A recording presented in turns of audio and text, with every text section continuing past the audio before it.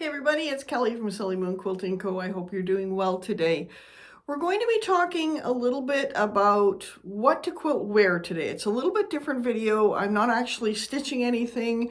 I'm going to show you a few examples of some different things and how I like to stitch them and let you know why I stitch stuff the way I do as far as choosing a design. So I hope you enjoy this video. Okay, so what we're going to talk about today is how, when we're looking at a quilt top, like say for example, we've got this quilt behind us here, how I kind of decide what I'm going to quilt on it. Whether I'm going to do an overall design or a block specific design. And I'm not going to be getting too much into specifics today as far as how I'm going to quilt this one. There'll be another video coming about that. But what I want to talk about is when do I do an overall design and when do I do a block specific design?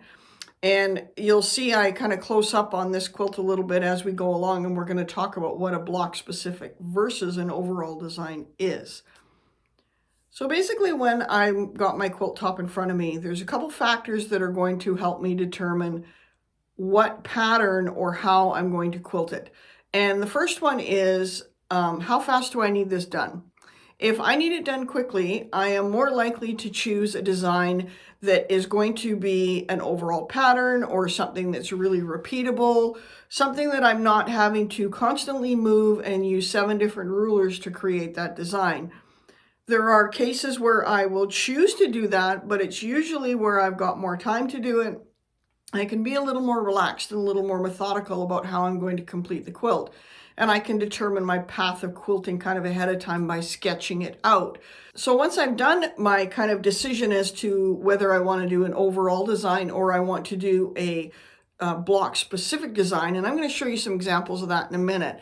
But when I make that choice, then I can determine what thread I'm going to use. And do I want my stitching to show up or do I want it to kind of blend in?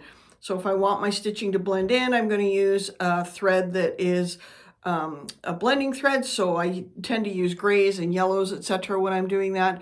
If I want a thread that is going, or something that's going to stand out, my stitches are going to stand out, I'm going to use a color that's contrasting, so I'm going to use dark on light or light on dark. So a contrasting thread, and I may even increase my weight of my thread. So I might use it like a 12 weight thread, and that's going to give me a lot more texture and depth on that quilting design that I'm going to complete. So now we're going to get into some examples of quilting, and I'll talk you through which ones I use kind of when, and some of my criteria for choosing what quilt design I'm going to be using on top of my quilts. So I hope you enjoy, and we'll see you at the end of the video. So the first design we're going to talk about is this one that we did in our Eggy quilt along, our placemat quilt along class. So you can see here how we've created a whole bunch of different designs. And when you take a class like this and you learn all of these different techniques, what you want to do is you want to decide when you're making your quilt or quilting your quilt, which of these designs are going to work for you. So you're going to take a minute and see the space that you've got available, how busy the fabric is, and determine if you want to do this type of intricate design on your quilt. If you're not really wanting to do anything quite so intricate or time-consuming, we've got some other options for you as well, even options using the same ruler set. You can also, when you're doing something like this, break it down. So do a section like this and repeat this design over your quilt.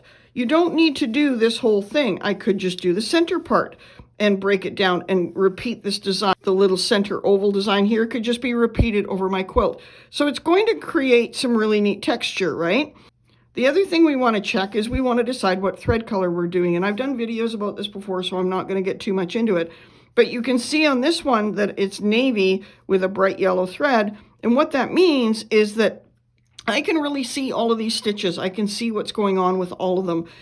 If I wanted to do some texture rather than have a design show up brightly, then I could go ahead and use a thread that blended. So I would maybe use a navy thread or a dark gray thread on here, and it would blend a little bit better with my quilt. Okay, so this is this design. Another design that we did in the class was this one, and it's much simpler, but still using the same rulers. You can see I haven't bound it all the way. So we can now take any of these designs and decide if we want to put them over an entire quilt or we want to make a table runner.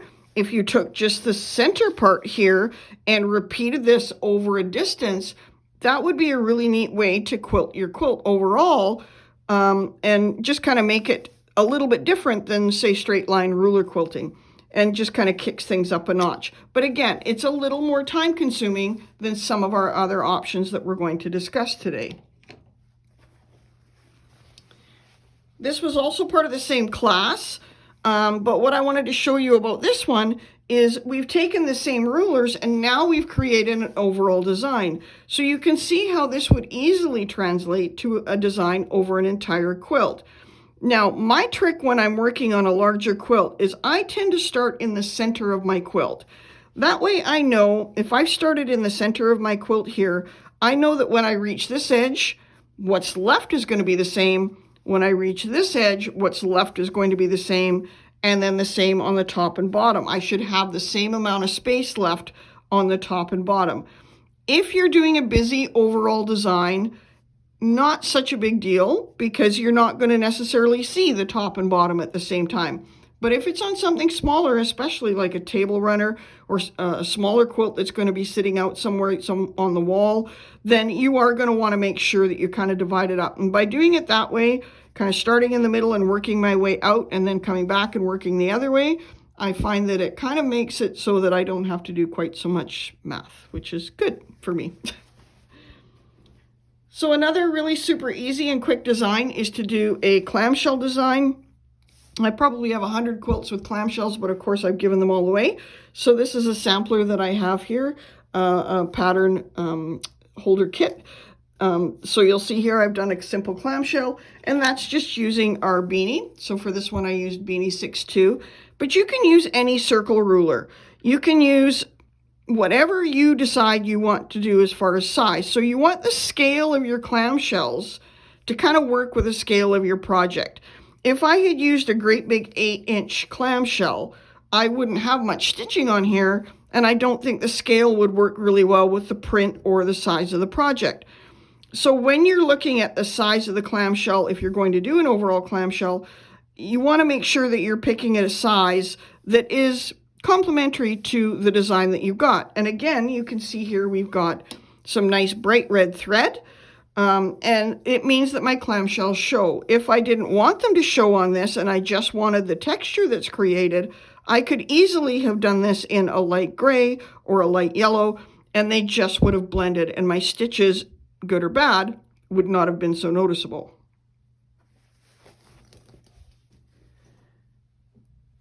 So this one's an oldie but a goodie. This is our turkey ruler, and this was a table runner class that I taught, and you can actually sign up for the turkey class where you learn pretty much all these designs as an on-demand class. But you can see how, again, this design here takes a little bit more time because you've got some calculating and moving of stuff than this border design here. And any of these you could easily translate to all over your quilt. So this one here, I could just make a little deeper space in here and further apart, and it would go fairly quickly. The whale tail here, you could space it, as you can see here, you can space it from a little bit all the way up to a larger space, and you could do this all the way across your quilt. And you don't need to do a ton of marking to create this design all the way across your quilt, and you don't need to do these extra lines in there if you don't want. You can just do a simple wave all the way across your quilt. So this is going to take a little bit more time than, say, a clamshell, but is it going to achieve the look that you want? And then we get into two of our quick finishes.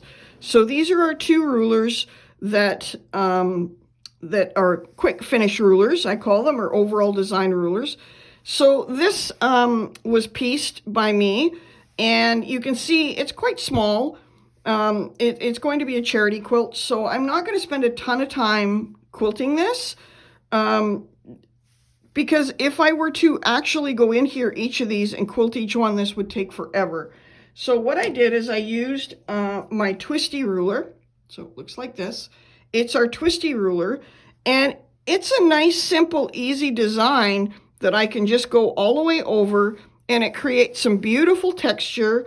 I didn't want it to pop, so I used a thread color that blends. So I used a light mint green, and it kind of just blends in with everything. But really fast finish to get this done, and now I have to bind it and give it to our guild as a charity quilt. But you can see it's just a nice, quick overall design, repetitive texture, and the beauty of using a ruler for something like this, a meander, is you know that every single row is going to be the same. So when we're using our ruler, we come along, we do our first row, and then I can rotate my ruler and it's going to just continue along the same space. But it also means that when I go to do my next row, I can line up my ruler and it will be consistent spacing all the way across, so much like a pantograph. So that's another really quick way to get your quilts quilted. And then we came up with another ruler. Some of you may have seen this before. This is our picket fence ruler. So this again was a simple, easy pieced project, just using some charm squares. And of course, because it had flowers, it seemed appropriate to use our picket fence ruler. And again, it is a simple overall design. So you're going from one, flipping it, going to the next one, and flipping it. So by creating this nice overall design, and you can see here I've used a brighter pink thread, so I wanted it to pop a little bit. I was pretty confident that my stitching would be good. You could even do this with white or a light gray, and a light gray or a light yellow would blend a little bit more on here. But again, totally a choice that you can make. And you could actually even use a 12-weight thread, and that will make it pop even more. So lots of different options for you as far as finishing your quilts. Now we're going to talk about when to choose them.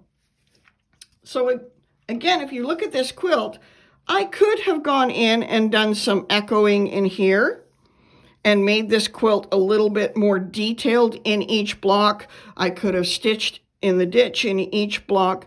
But the purpose of this quilt is, again, it's a charity quilt, and I wanted to get it done, but I wanted it to look a little nicer using something other than straight lines.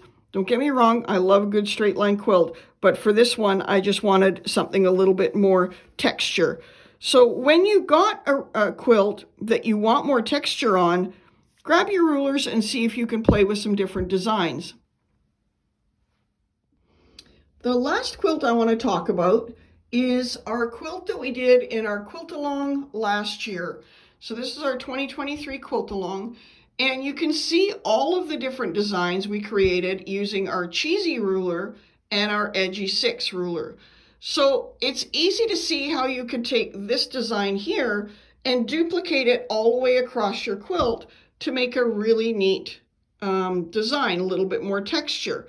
Something like this one here would be, something like this one here would be a little bit more a block specific design, but the one below it, you could easily do either of these with as an overall design on your quilt. And this one at the bottom is becoming quite popular. A lot of people are using it because it's super fast and it just really adds some beautiful texture to your quilt. So all of these are classes that you can take on our website as on demand. This one is actually a class that is still available to purchase on demand. Each block is taught separately, so you can get a good idea and pause and stop whenever you want on demand to see if you like them and revisit them once you decide that you want to make them as overall designs. And we actually talk about that in that as well. So I hope you like that one. I hope you enjoyed that video. And by the designs that we showed you, you can see that there's lots of different options with just a couple different rulers. I put links down below for all of the classes that I mentioned and the rulers that I mentioned. If you're interested in any of those and you have questions, you can put those in the comments down below. And I'd love to hear in the comments below what you think. Do you like to do an overall design on a quilt to just get it done and move on? Or are you a block specific or specific design with a little bit more intricacy type of quilter? I'd love to hear your thoughts. Thanks so much for joining us, and I hope to see you in the next video.